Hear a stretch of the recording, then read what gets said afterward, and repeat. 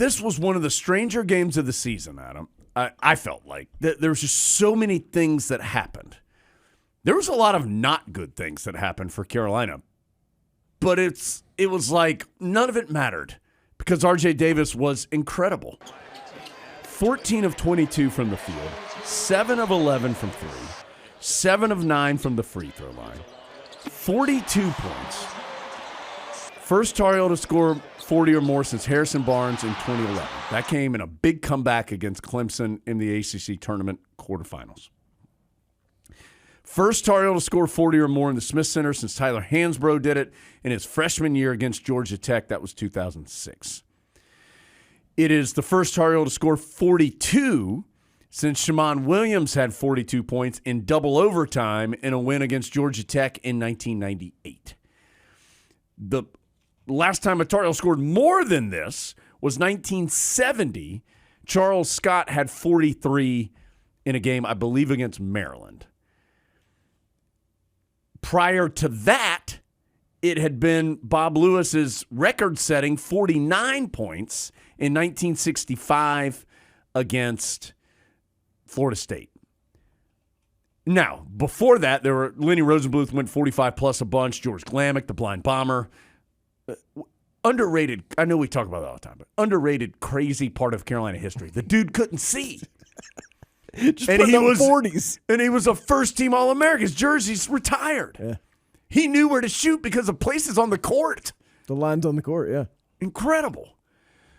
But anyway, so Adam, just the good news is R.J. Davis was an absolute baller, cementing himself as ACC Player of the Year, cementing himself as first-team All-America. The number 4 is going up in the rafters. That is all awesome news. The not as good news is the Heels need every bit of it to win the game, which felt weird. It was almost like a dream.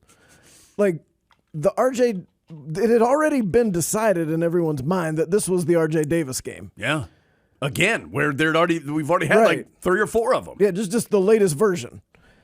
But then you kind of looked up with like a minute and a half left, and it was like a 2-point game. You're like, that can't be right. This game's over, and it's the RJ Davis game, not another version of Miami crazily winning at the Smith Center. Yeah, just like they did on Theo Pinson and Joel Berry's senior day. They had a half-court shot to win it in 2018.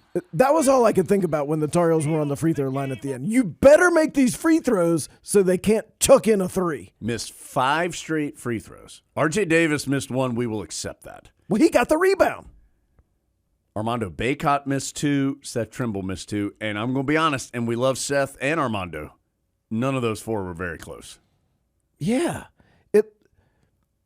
Do you think they had just sort of switched off for the game? And I don't know. It was a very odd close to the game. So R.J. Davis is in this like this NBA jam. The ball is on fire as he's shooting it. Like I've never seen it before.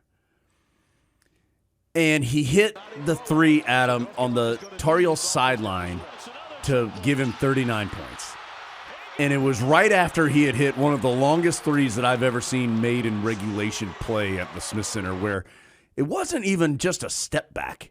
It was like this jump back 3. Jump back. Thank you, Kevin Bacon in Footloose. It was like this jump back 3. Nothing but net. Then he hits this other one. And it was like, you know that, let's talk about gifts, Adam. You know the gift where like clearly somebody just said something and they all go, oh, and they're all falling on each other.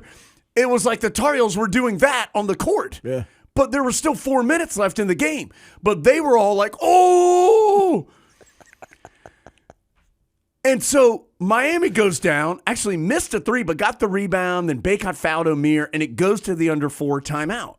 But that possession should have told you, like, the Tar Heels had gone into celebration mode. Miami was still playing. They go on an 11-0 run. The Tar Heels, like, sloppy turnovers in the backcourt 3 times that all resulted in 3s. Miami hits 14 three-pointers in the game, the most by any Tar Heel opponent this season. You had dudes who didn't even play in the first game. Keyshawn George knocking in 4 threes. Omier had made 18 threes all year. He makes 4. Bensley Joseph puts up a career-high 21, including 5 made threes. And then it's this 2-point game. The Tar Heels survive one possession where Miami has the ball down 2. I don't even remember what happened. Carolina got the stop. And then this free throw barrage where no one can make a free throw, but Miami can't get a rebound. And then finally, the man we all knew was going to make the free throws, Jalen Withers, steps to the line and finishes off an incredibly productive 11 and a half minutes, making enormously important plays by finally making 2 free throws and shutting the door on the game. Crazy. The way he made those free throws was, as you know, if you've listened to the pod, like the way he speaks. Like, this game's gotten out of control, guys. Guys. Jay Witt's here. Do we need some smooth baritone to just let's get some jazz and chill calm everybody down? You can stand on the block, but these are going in.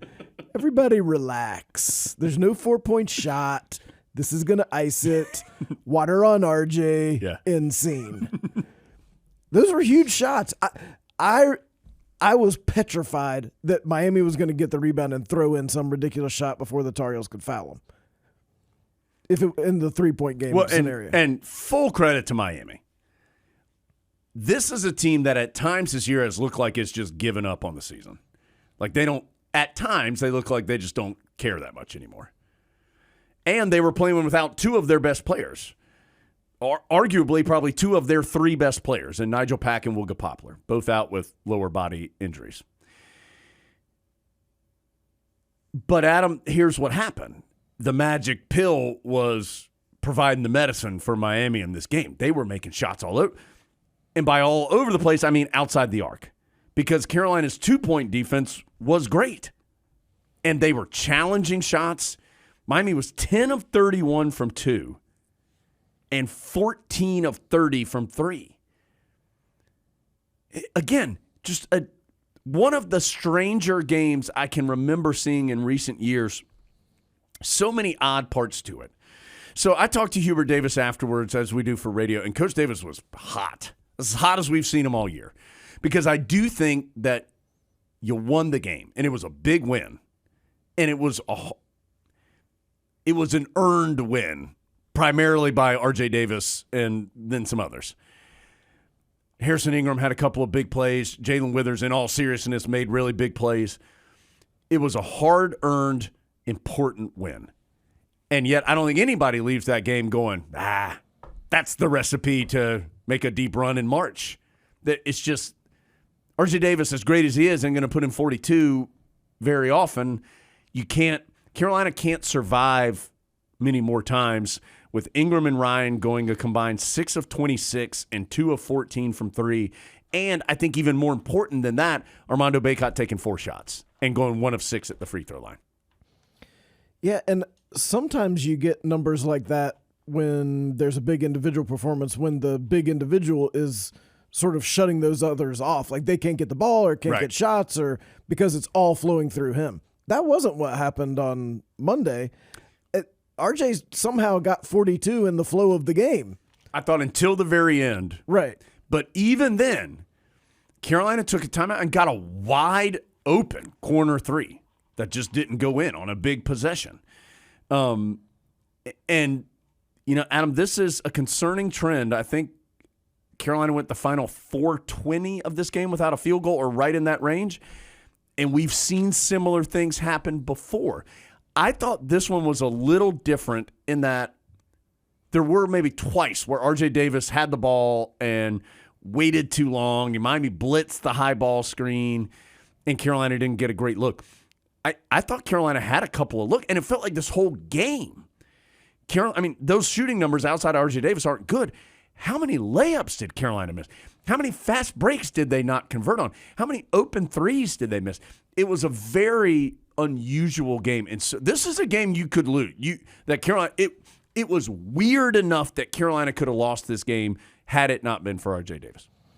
And honestly, when the teams came out and you played the first couple minutes, I actually thought, Matthew Cleveland on RJ seems like a pretty good idea if you're Miami because he's got height and he's hard to shoot over. This is going to be tough.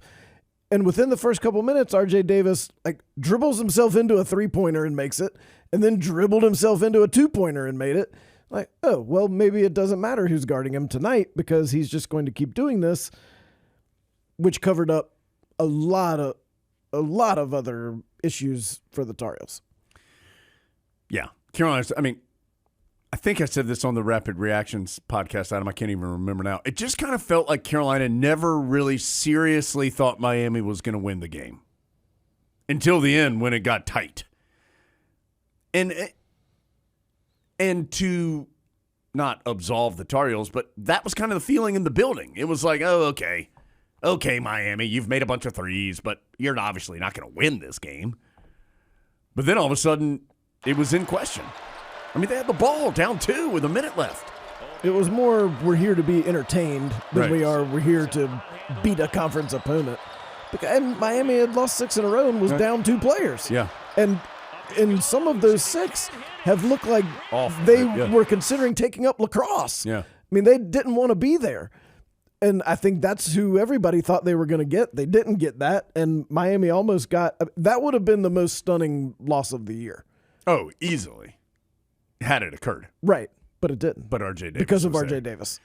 Speaking of RJ Davis, Adam talked to him after the game, and when you put up 42, then we'll put your post-game interview into the podcast. Congratulations. Those are the rules. Yeah, RJ Davis. So we'll get to that in just a second. But Adam, anything else about this game? And Ingram did not shoot well, but he made some winning plays. Had a big steal and layup, forced another key turnover on an inbounds. He tipped out one of the missed free throws late that kept the possession with Carolina. He did some things to help Carolina win this game. And in all seriousness, I thought Jalen Withers was a huge part of this win. 4 points, 4 rebounds, and a block is not huge numbers, but active, had the big offensive rebound and free throws at the end. So RJ Davis is the headliner, of course. But there were a couple other little detail type of plays that Hubert Davis talks about a lot and clearly was not happy about in total, but that Carolina did make. One thing about Hubert Davis is that he does not conceal how he is feeling. No. From the second he walked into the room to do that post-game interview, everyone sort of snapped to attention like, oh, he is mad. Yeah, because normally he comes in and it's like pretty, especially after a win, like it's pretty jovial and it was business.